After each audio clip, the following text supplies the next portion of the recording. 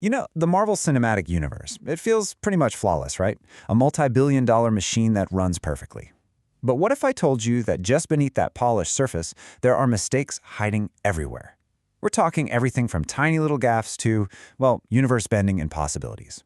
So let's dive in and see what's been hiding in plain sight.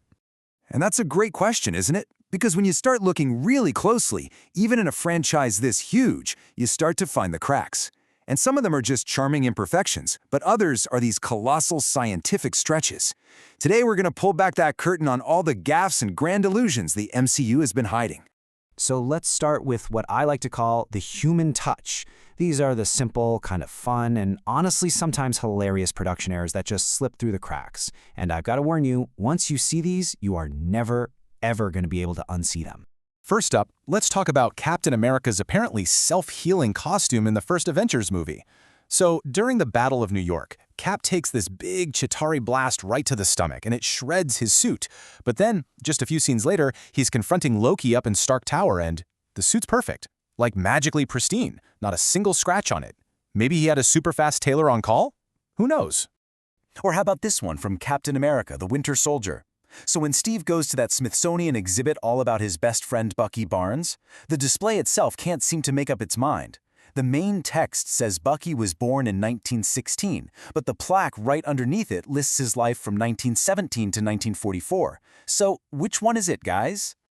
And oh, the list just keeps on going. In Iron Man 2, you've got a news broadcast that misspells the U.S. Capitol as Capitol Hill. Then there's Guardians of the Galaxy, where Peter Quill's awesome mixtape from 1988 is actually a cassette model that wasn't even made until 1993. And don't even get me started on the infamous 8 years later time jump in Spider-Man Homecoming that messed up the timeline so badly, the directors just had to admit it was a mistake. And to top it off, in Endgame, the town of New Asgard, which is supposed to be in Norway, is somehow filled with cars that have UK license plates. Okay, so these slip-ups are fun, right? They're relatable, just little human errors in a massive, massive production. But now, we're going to shift gears. Big time. We're moving away from simple continuity mistakes and into ideas that challenge the fundamental laws of our entire universe. All right, this brings us to the really big stuff. We're now entering the realm of the truly impossible. We're talking about ideas so grand that the laws of physics themselves just have to put their foot down and say, nope, not going to happen. And where better to start than with one of the absolute most iconic visuals in the entire MCU, the SHILD helicarrier. It's a flying aircraft carrier. It's incredible. It's breathtaking. But could it actually work? So to even begin to figure this out, we gotta start with its weight. And if we assume the helicarrier is based on a real-world Nimitz-class aircraft carrier, we're looking at a weight of 100,000 metric tons. That's 100 million kilograms.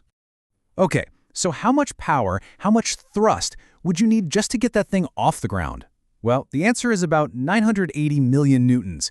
And that's just the force you'd need to counteract gravity and make it hover, not even fly around.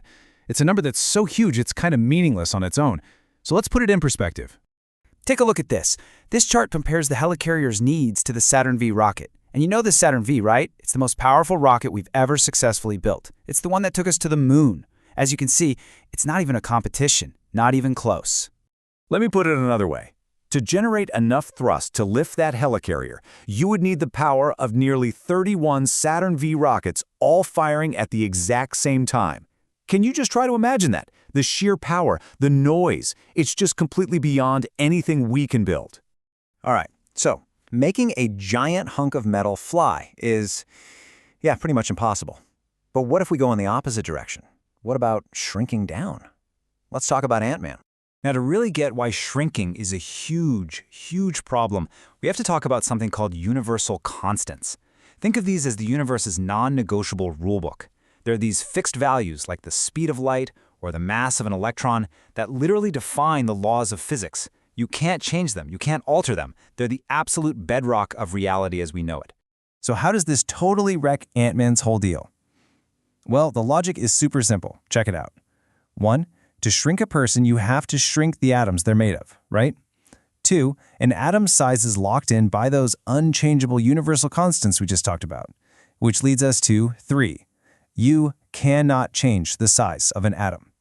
It's just not possible, period. So here's the real kicker. Ant-Man's power isn't just bending the rules of physics, it is shattering them completely. To make something like Pym particles real, you wouldn't just need some fancy new technology, you would need to be in a completely different universe, one with a whole new rulebook. So we've got these little continuity gaffes on one hand and these, universe-breaking impossibilities on the other, but this brings up the most important question of all. Why don't we care? Better yet, why do these impossible things actually make us love the stories more? This quote, right here, I think it just nails it. These aren't really mistakes. They are acts of pure imagination. The true magic of the MCU isn't about perfectly copying our reality. It's about building a new one, with its own rules, a world where, carriers can fly and heroes can shrink. And it invites all of us to wonder, what if? And really, that's what it's all about, isn't it? These stories are built on these beautiful, spectacular impossibilities that just capture our imagination. So I'll leave you with this question to think about. What's the one impossible thing from the movies that you just wish was real?